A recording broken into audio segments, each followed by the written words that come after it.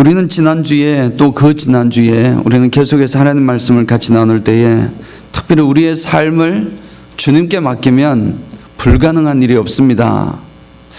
우리가 참 주 안에 불가능한 일이 없습니다. 내게 능력 주시는 자 안에서 내가 모든 것을 할 수 있습니다. 말씀을 그렇게 늘 고백을 합니다. 그래서 우리는 정말 주님 앞에 불가능한 것이 없을 줄을 믿습니다. 아멘입니다. 자, 그런데 이렇게 우리가 기적을 매일매일 체험하면서 살아야 되고 또 하나님의 함께 하시는 능력을 정말 체험하며 살아야 되는데 우리가 생각하는 이 불가능한 것과 정말 놀라운 기적들은 하나님께서 생각하시는 것과는 다를 수가 있습니다. 우리는 우리 생각 속에서 기적을 생각을 하는 것입니다. 그래서 예를 들어 제가 착 이렇게 하면 갑자기 불이 탁 났다가 또 이쪽으로 하면은 물이 갑자기 또 쏟아져서 생각지도 못한 일이 일어나는 그러한 것을 생각하고 상상할 수가 있습니다. 하나님께서 생각하시는 그러한 이 정말 능력이나 기적은 우리가 생각하는 것과는 다릅니다. 사람을 통해서 하나님께서 일을 하시기 때문입니다. 하나님께서 놀라운 기적을 베풀어 주실 때도 사람을 통해서 하는 것을 우리는 늘 기억하며 살아야 될 줄 믿습니다. 이 부분은 우리 다음 주에 하나님 말씀으로 다시 나누기를 원합니다.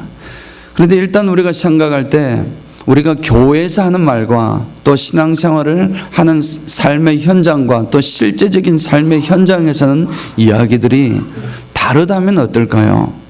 다르다면은 하나님 불가능하신 분이 없습니다 라고 믿음으로 고백하고 잘 될 겁니다 모든 일들을 다 이렇게 고백을 하지만 내 삶 속에서 과연 그런 말과 그런 행동과 그런 생각을 하고 사는지 이라는 것을 다시 한번 생각해 보기를 원합니다. 만약에 혹시 우리의 삶이 교회에서 말을 하는 것과 교회에 들어왔을 때 생각하는 것과 아니면 정말 기도할 때에 하나님 앞에 기도할 때에 드는 그 생각, 사랑해야지 하는 생각, 어떻게 해야지 하는 생각, 그런 생각대로 실제 삶 속에서 만약에 그렇게 실천이 잘 되지 않고 있다 그러면은 다르다 그러면은 아직도 온전히 주님의 말씀이 나를 지배하고 있는 것이다 할 수는 없는 것입니다. 우리는 주님의 말씀이 나를 다스린다 그렇게 표현할 수는 없는 것입니다. 결국은 하나님의 말씀이 내 머릿속에 있지만 나의 모습으로 드러나야 하는 것입니다.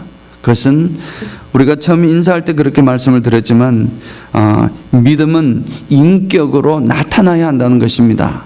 아무리 좋은 머릿속에 좋은 신앙을 가지고 있다 하더라도 좋은 인격으로 좋은 성품으로 나타나지 않는다면 그것은 온전한 믿음이라 말을 하기 힘들 것입니다. 거꾸로 이야기를 하면 인격으로 나타나지 않는 믿음은 참 믿음이 아니다 그렇게 생각할 수도 있습니다. 왜냐하면 참 믿음은 인격으로 증명이 되어야 하는 것입니다. 그래서 영적인 부분이 우리의 삶 속에서 드러나는 것은 인격으로 드러나는 것입니다. 성품으로 드러날 줄 믿습니다. 그 모습들이 하나가 되어서 온전히 나타날 수 있도록 하는 것이 오늘 말씀을 통해서 깨닫기를 원합니다. 우리는 오늘 말씀이 선포를 하고 또 우리가 아멘으로 화답한 것이지만 우리는 분명히 하나님께서 인정하신 새로운 피조물입니다. 이전 것은 지나갔으니 보라 새 것이 되었도다. 하나님의 선포인 줄 믿습니다. 그 선포를 우리가 가슴에 품고 있고 우리는 예수 그리스도를 믿는 순간 예수 그리스도의 영이 내 속으로 찾아오셔서 나는 이전과 다른 전혀 새로운 피조물이 된 것입니다. 새로운 존재가 된 것입니다. 그런즉 누구든지 그리스도 안에 있으면 새로운 피조물이라. 이전 것은 지나갔으니 보라 새 것이 되었도다. 이 말씀을 새로운 현대인의 성경으로는 이렇게 표현을 하고 있습니다. 그러므로 누구든지 그리스도 안에 있으면 새로운 존재입니다. 옛 사람은 없어지고 새 사람이 된 것입니다. 아멘이십니까? 아멘입니다. 정말 우리는 새로운 사람이 되었고 새로운 존재가 되었습니다. 우리는 그리스도 안에서 새로운 피조물이 된 것을 믿으시기를 축원합니다. 자, 그런데 문제가 우리는 영적으로 새로운 존재가 되었는데 과연 그렇게 살아가는가 하는 것에 또 질문을 하지 않을 수가 없습니다. 왜냐하면 믿음은 인격으로 나타나야 하는데 아직 인격으로까지 나타나지 못한 부분이 너무 많기 때문입니다. 그래서 과연 이 새로운 피조물로서 산다는 것이 어떤 생각들을 가지고 어떤 마음으로 어떤 존재로 살아가는 것인지에 대해서 오늘 너무 많지만 오늘 주신 말씀 중심으로만 간단하게 또 살펴보고 또 그렇게 살기를 결단하는 멋진 시간 되기를 주님의 이름으로 먼저 축원드립니다. 가장 먼저 알아야 될 것은 우리가 새로운 피조물이 되었다라는 사실은 우리의 겉사람이 변한 것이 아니라 속사람이 변한 것이라는 사실을 기억해야 합니다. 오늘 우리 앞에 있는 딱 눈에 보이네요. 우리 집사님, 아리따운 우리 집사님께서 만약에 하나님을 믿고 새로운 피조물이 되었습니다. 세 분이 나란히 하나님의 피조물이 되었는데 하나님의 영이 예수의 영으로 우리 가슴 속으로 들어오면은 우리의 옛 모습은 사라지고 새로운 존재가 되었습니다. 하나님 말씀의 선포입니다. 그런데 얼굴이 변했습니까? 예수의 영이 우리 속에 들어오시는 순간 우리 얼굴이 갑자기 천사의 모습으로 스르륵 바뀐다면 그 얼마나 좋겠습니까? 만약에 그렇다면 우리는 다른 걱정들, 믿음은 인격으로 꼭 나타나지 않아도 될 것입니다. 왜냐하면 그냥 이미 외형 자체가 바뀌기 때문에 그렇게 또 추측을 하고 알 수가 있기 때문입니다.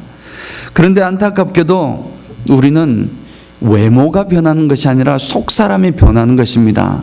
우리의 육신이 변하는 것이 아니라 영이 변하는 것입니다. 영이 영적인 세계 속에서 영으로, 물론 전인적인 것을 포함하고 있습니다.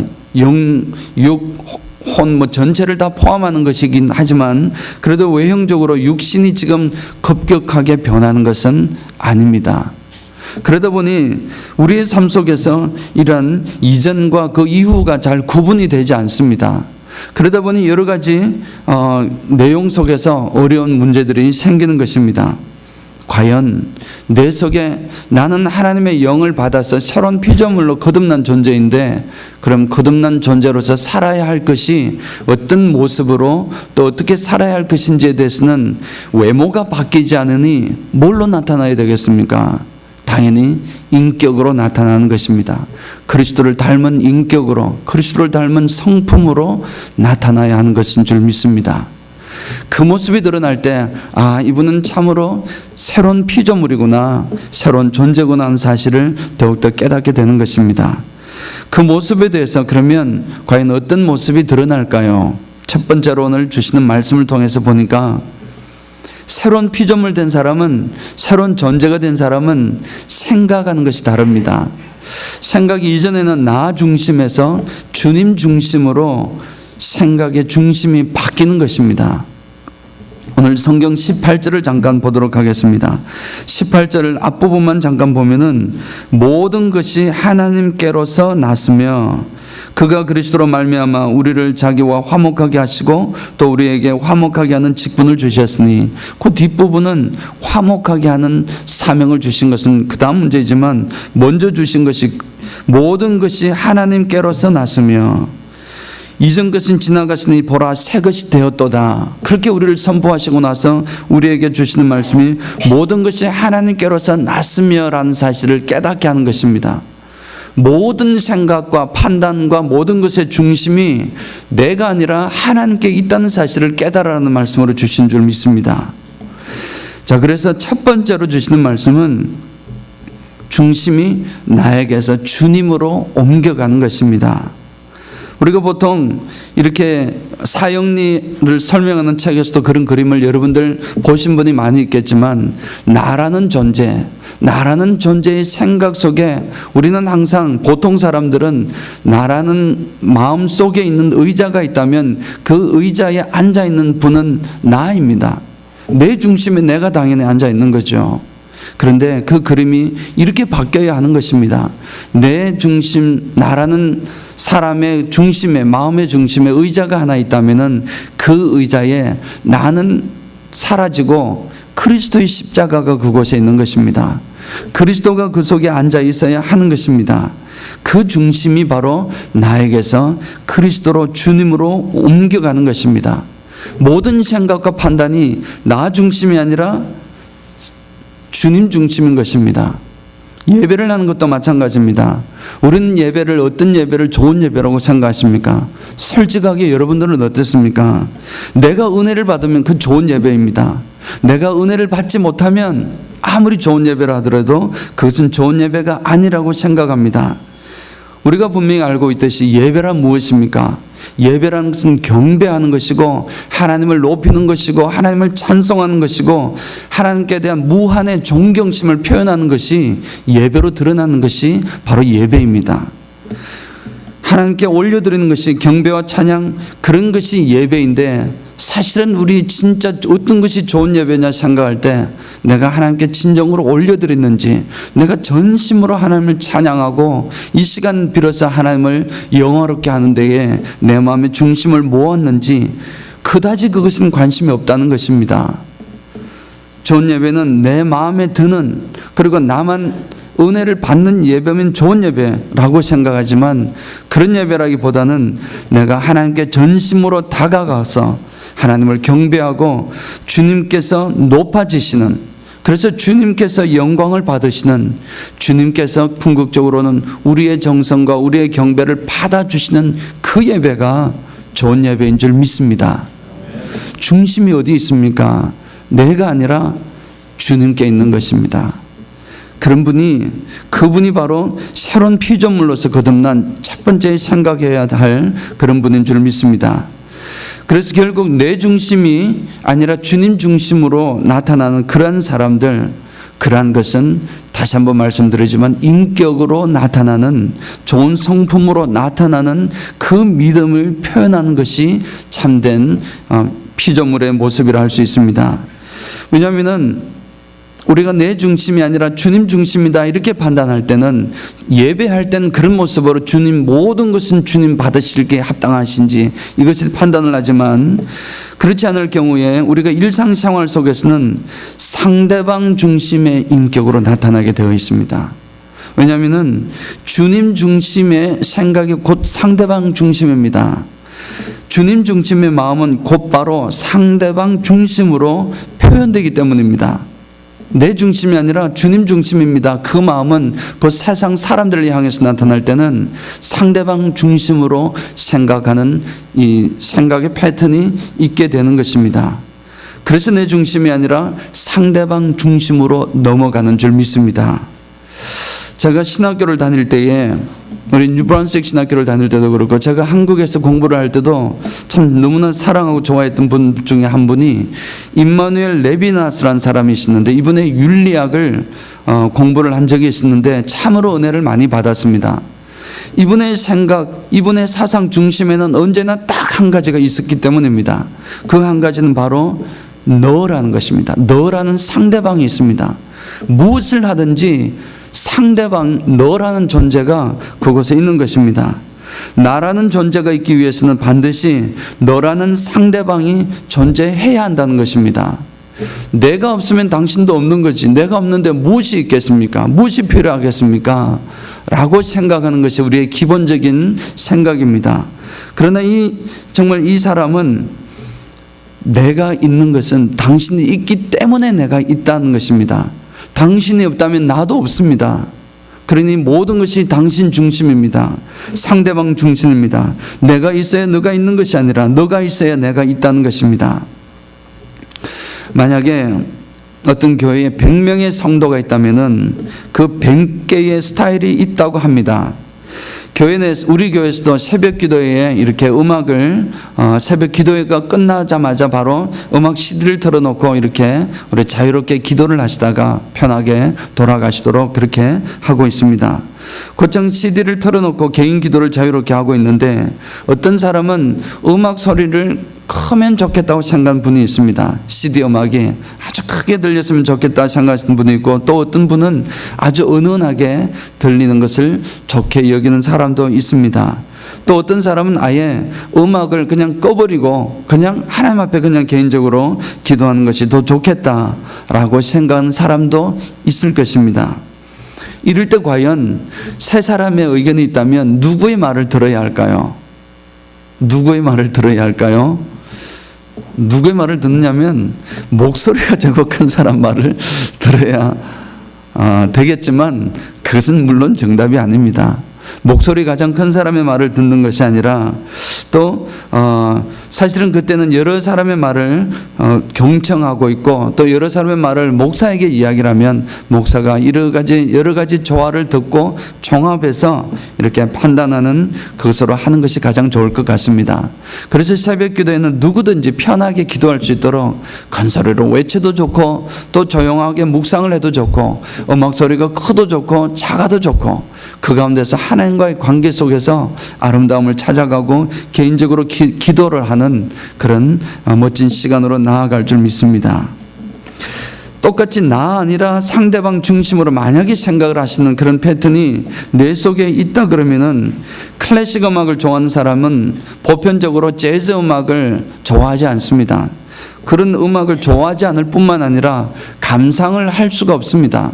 그 음악을 들었을 때는 소음처럼 여겨지고 이게 음악이냐라고 외치지 그 음악이 어떤 모습을 주는 그 아름다움을 즐길 수 있는 능력이 없습니다. 그런데 반대로 재즈 음악만 좋아하는 사람은 이 클래시컬 뮤직을 듣는다면 소음처럼 여길 수가 있습니다. 왜 이게 시끄러운지. 클래식 음악이 시끄럽단 말 여러분 이해가 잘 안 되지만 저는 분명히 어떤 학생으로부터 그 이야기를 들었습니다. 차를 같이 타고 가면서 음악을 폼 잡는다고 클래식 음악을 딱 틀었더니 분위기 잡고 딱 하니까 너무 소음이라는 거예요. 이게 큰 소리도 아니었는데 보링하고 그런 느낌이 있는 것입니다. 그 친구를 말을 하는 것이 아니라 그 사람에게는 이 고전 음악을 감상할 수 있는 능력이 없는 것입니다.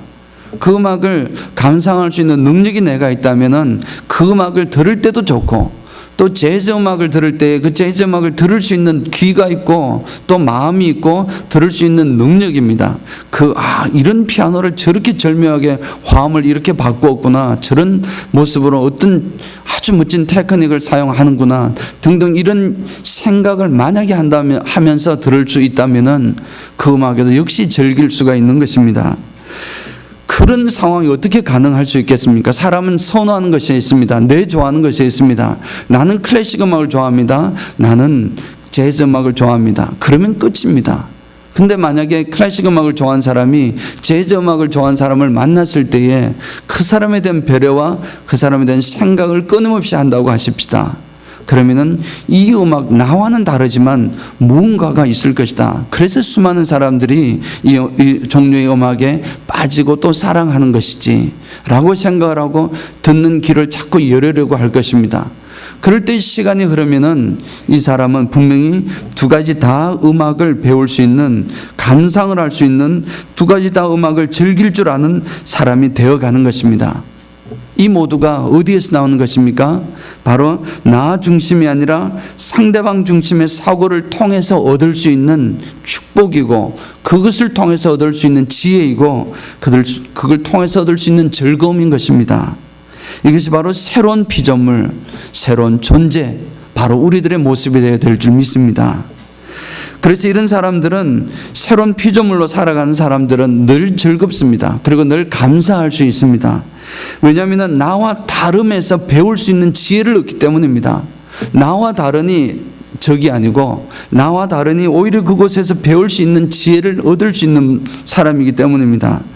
나와 다른 것은 내 중심으로 살아갈 때는 배척의 대상이었습니다. 어떻게 저걸 음악이라고 하고 있냐 하고 이렇게 치부해 버릴 수도 있지만, 상대방 중심의 사고 속에서는 모든 것이 배움의 기회가 되는 것입니다. 그래서 그 모든 것에 감사하는 것입니다. 이것에 감사할 수 있습니다. 그래서 저는 사도 바울의 이 고백, 여러분 너무나 잘 아시는 고백입니다. 제가 너무 또 좋아하는 고백입니다. 나는 비천에 처할 줄도 알고 풍부에 처할 줄도 알아. 모든 일, 곧 배부름과 배고픔과 풍부와 궁핍에도 처할 줄 아는 일체의 비결을 배웠노라. 사도 바울이 지금 이 고백을 했습니다. 배고픔도 나는 참을 줄 알지만 풍부에도 처할 줄 아는 이런 능력이 있다라는 것입니다. 배부름에도 나는 처할 줄 아는 일체의 비결을 배웠다는 것입니다. 이게 참된 의미가 무엇입니까? 내가 가난해도 참을 수 있고 부유해도 우쭐대지 않겠습니다. 그 표현이 외형적으로 나타나는 고백이지만 단순히 그 고백만이 아닐 것입니다. 나와 똑같은 생각, 내가 선호하는 것, 그것만 가지고 있었지만 내가 싫어하는 것, 나와는 저는 스타일이 다른 것, 그것을 바라볼 때도 내가 그를 배려하고 그를 들어주고 오히려 그것을 참아내고 처음에는 그것을 통해서 배울 수 있는 그런 일체의 능력과 비결을 배웠다는 고백인 줄 믿습니다. 우리 고백이 되어야 될 줄 믿습니다. 부자는 가난한 자를 본성적으로 좀 무시하는 경향이 있습니다. 그리고 가난한 사람은 부자를 부러워하거나 그리고 좀 더 나아가면 본성적으로 질투하고 시기하는 그런 경향이 있습니다. 그러나 부자이든 가난자이든 상대방 중심의 사고를 가진 새로운 피조물로 된 존재라 그러면 내가 가난해도 내가 부유해도 상관이 없습니다. 상대방을 적대시하지 않습니다. 그에게서 얼마나 열심히 했으면 저렇게 되었을까, 또 얼마나 기회가 없었으면 또 저렇게 지금 아직까지 피어나지 못하고 있을까 라는 마음속에서 서로 배우게 되는 그러한 존재로 거듭나게 될 것입니다. 그리고 더 나아가서는 상대방에게 먼저 손 내밀 수 있습니다. 이런 새로운 피조물은 상대방에게 손 내밀 수 있습니다. 나와 다른 것에 대해서 적대시하는 것이 아니라 나와 다른 것에 대해서 이제 손을 먼저 내밀 수 있는 그런 능력이 있게 되는 것입니다. 혹시 상대방과 불편한 관계에 있는 분이 계시다면 먼저 손 내미시는 분이 되시기를 축원합니다. 사람은 우리 지금 여러분 성도님들 한 사람 한 사람 제가 정확하게 한다고는 할 수 없지만 그래도 제가 매일 기도하고 여러분 한 사람 한 사람 그래도 누구보다는 잘 알 겁니다. 한 사람도 나쁜 사람이 없습니다. 다 훌륭하고 좋고 정말 하나님 그래도 말씀 따라 한번 살아보겠다고 생각하며 애쓰는 사람으로 저는 분명히 알고 있습니다.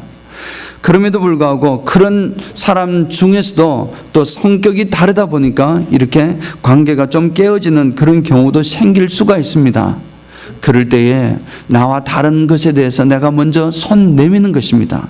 손 내미는 사람이 바로 힘 있는 자이고 능력 있고 승자입니다. 먼저 손 내미는 일은 쑥스러운 일이 아니라 용기 있는 일이기 때문에 그렇습니다. 내가 용기 있는 일을 하는 것입니다. 내가 이렇게 섭섭했다. 그러나 그런 부분 있지만 내가 당신을 더 고려하겠다. 그런 말씀을 먼저 나눌 수 있는 분이 바로 큰 능력을 가진 새로운 피조물로서 제대로 살아가고 있는 분인 줄을 믿습니다. 그래서 이렇게 살아가야 되는데 또 한 가지 우리를 쫙 끄집어 당기는 일이 있습니다. 우리를 앞으로 더 나아가지 못하게 이런 새로운 피조물로서 살기를 원하는데 그렇게 살지 못하도록 조금 나아가려고 하면 또 누가 뒤에서 끌어당기는 일이 있습니다. 과거의 끈입니다. 과거의 끈이 나를 딱 잡고서 놓아주질 않습니다. 나는 이제 분명히 이제 모든 것이 하나님께서 선포하시기를 이전 것은 지나갔으니 보라 새 것이 되었도다 그렇게 말씀하셨는데 이전 것은 지나갔음에도 불구하고 이전 과거에 콱 손에 잡혀가지고 끈에 정말 묶여서 놓지 않는 그런 것 때문에 앞으로 더 새로운 피조물로서 나아가지 못하는 경향이 있습니다. 사람들은 결국 현재라는 것을 살아가는 줄 믿습니다. 지금을 살아가는 것입니다. 어제까지 혹시 내가 어떤 잘못을 했더라도 물론 큰 잘못을 했다면 반드시 두 가지는 해야 됩니다. 하나님 앞에 회개해야 됩니다. 그 사람에게 손해를 끼쳤으면 배상을 해야 됩니다. 그 이후에 대부분의 사람들은 하나님께도 회개를 했고 그 사람에게도 미안합니다 용서를 만약에 한번 했다고 하더라도 그리고 난 그 일에도 차라리 또 내가 이렇게 했으면 저렇게 할 걸, 내가 왜 그때 이 길로 갔을까 저 길로 갈 걸 하는 이런 과거의 생각들이 나의 오늘날의 현재를 딱 잡고 있는 것입니다. 그것을 과감하게 끊어야 되는 것입니다. 왜냐하면 이전 것은 지나갔으니 보라 새 것이 되었도다. 우리는 앞을 보고 나아가야 될 줄 믿습니다. 그래서 우리는 정말 성경에서 이 말씀을 너무나 많이 해주고 계십니다. 보라 내가 새 하늘과 새 땅을 창조하나니 이전 것은 기억되거나 마음에 생각나지 아니할 것이라. 다 생각나지도 않는다는 것입니다. 이사야 43편에는 나 곧 나는 나를 위하여 내 허물을 도말하는 자니 내 죄를 기억하지 아니하리라. 기억도 하지 않습니다. 하나님께서 다 잊어먹은 것을 우리는 끄집어내서 이렇게 계속해서 그것 때문에 앞으로 나아가지 못하는 우리를 범해서는 안 되겠습니다. 사랑하는 여러분, 사도 바울을 한번 생각해 보시기 바랍니다. 사도 바울은 어떤 분입니까? 사도 바울이 되기 전에 사울이라는 이름을 가진 사람이었습니다. 이 사울 청년은 굉장히 열정이 있었습니다. 똑똑한 사람이었습니다.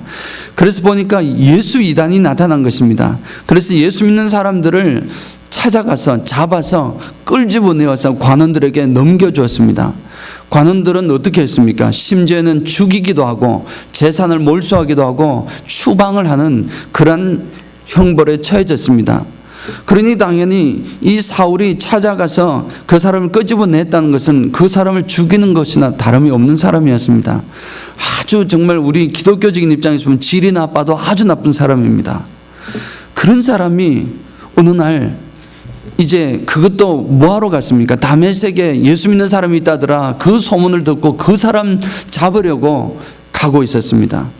그 길 도중에서 누구를 만났습니까? 그동안 자신이 핍박하던 예수님을 바로 만난 것입니다. 너는 왜 나를 핍박하느냐? 내가 언제 예수님을 핍박을 했습니까? 예수님을 핍박한 것이, 예수 믿는 사람을 핍박한 것이 바로 나를 핍박한 것이라는 말씀이었습니다. 그 말씀을 가슴에 품고 그 자리에서 거꾸로졌습니다. 그리고 그는 아나니아에 의해 가지고 완전히 새로운 사람으로 거듭나게 되었습니다. 그리고 이제 예수 믿는 사람으로 거듭났고 이제는 예수 믿는 사람으로 정말 힘있게 나아가게 되었습니다. 그런데 문제는 초창기에 사람들이 사도가 아니라 사울이라는 청년을 보면서 뭐라고 하겠습니까? 사울은 나는 예수 믿는 사람이다. 나는 이제 신앙생활을 열심히 하겠다 하면은 사람들이 믿어주겠습니까? 처음엔 아무도 믿지 않았습니다. 그리고 믿지 않았을 뿐만 아니라 수건되었을 것입니다. 그러면 안 되지만 저 사람을 어떻게 믿어? 저 사람을 어떻게 믿을 수가 있어? 저 사람은 분명히 이 예수 믿는 사람, 예수 믿는 척 하다가 결국은 우리를 다 잡아서 관원에게 넘겨줄 거야. 그리고 나중에 이제 어느 정도 지나서 저 사람이 정말 예수님을 바로 믿고 살아가는 모습들이 막 열매들이 막 나타나기 시작할 때 그제서도 사람이 저 사람은 말이야 언제 과거에 어땠는데 과거에 저 사람은 예수 믿는 사람 잡아가는 사람이어서 손가락질을 할 수도 있는 것입니다. 사도 바울이 안 들었겠습니까? 그런 마음이 들지 않았겠습니까? 하나님의 나라를 위하여 열심히 이제 정말 새로운 피조물로서 나아가야 되는데 그 나아가야 되는 마음속에 항상 끄집어 당기는 과거가 있는 것입니다. 내가 누구냐? 나는 예수 믿는 사람을 핍박했던 사람이고 죽이는 자리에까지 내몰았던 사람이다. 그 죄책감이 끄집어 당기는 것입니다. 사랑하는 여러분, 사도 바울은 그 끄집어 당기는 과거의 끈을 끊어버린 것입니다. 그래서 그는 새로운 피조물로 설 수가 있었고 새로운 피조물로서 하나님 나라를 위해서 정말 헌신되고 사도 중에 사도로 베드로와 복음가는 정말 위대한 사도로 이렇게 세우심을 받은 줄 믿습니다. 앞만 보고 나아간 줄 믿습니다. 우리 혹시 과거의 끈이 있습니까? 과거의 끈은 꼭 잘못한 것만 아닙니다. 과거에 내가 얼마나 열심히 했는데 과거에 내가 이렇게 열심히 하고 잘했는데 그런 끈 역시 끈입니다. 그 과거의 끈도 끊어버려야 할 줄 믿습니다. 우리는 오늘을 살아갑니다. 사람은 결국 오늘밖에 없습니다. 내일은 아직 없습니다. 과거는 지나가 버렸습니다. 어떻게 할 수가 없습니다. 영계석상에 있지만 내가 진짜 집중해야 되고 관심을 가지고 내 모든 정성을 쏟아부어야 할 것은 지금 현재인 줄 믿습니다. 나는 새로운 피조물로서 하나님을 향해서 나아가는 이 마음이 혹시 과거의 어떤 것이 나를 당긴다면 끊어버리시기를 축원합니다. 결론을 맺도록 하겠습니다. 그래서 이제 우리가 정말 하나님 나 중심이 아니라 하나님 중심으로 나아갔다면 결국은 사람 중심으로, 상대방 중심으로 나타나는 인격을 통해서 나타나는 것이 새로운 피조물로서의 모습인데, 그것이 끝이 아니라는 것입니다. 그것만으로 나타나는 것이 끝이 아닙니다. 우리 주님께서는 우리에게 사명을 주셨습니다. 그것은 바로 화목 제물로 세우신 그리스도를 나타내는 것입니다. 우리 마지막 절을 한번 이제 19절을 잠깐 보도록 하겠습니다. 19절을 보면 곧 하나님께서 그리스도 안에 계시사 세상을 자기와 화목하게 하시며 그들의 죄를 그들에게 돌리지 아니하시고 화목하게 하는 말씀을 우리에게 부탁하셨느니라. 이 부탁한 내용의 첫머리는 무엇이냐면, 보라 이제 이전 것은 지나갔으니 새로운 존재가 되었노라라는 새로운 피조물임을 선포했습니다. 그 선포의 결론이 이제 나는 너에게 이런 것을 부탁한다, 그 말씀입니다. 뭘 부탁하셨습니까? 인격체로 나타나야 되는 세상 모든 것이 하나님께로 왔으니 하나님 중심으로 사고가 바뀌어야 되고, 그 사고는 이웃에 대한 사랑으로 나타나지만 결국은 그 모든 일을 통해서 나타내야 궁극적으로 해야 할 일이 있다는 것입니다. 그것은 바로 주님 중심, 상대방 중심으로 표현되는 것이지만, 이것이 일상적으로 나타나는 것에서 최종 목적은 화목 제물 대신 그리스도가 나타나는 일을 하라는 것입니다. 사랑하는 성도 여러분, 우리가 제대로 된 인격을 가지게 됐을 때, 좋은 성품을 가지게 됐을 때에 저 사람은 참 좋은 사람이야, 저 사람은 참 훌륭하신 분이야 라는 평가를 들을 수가 있을 것입니다.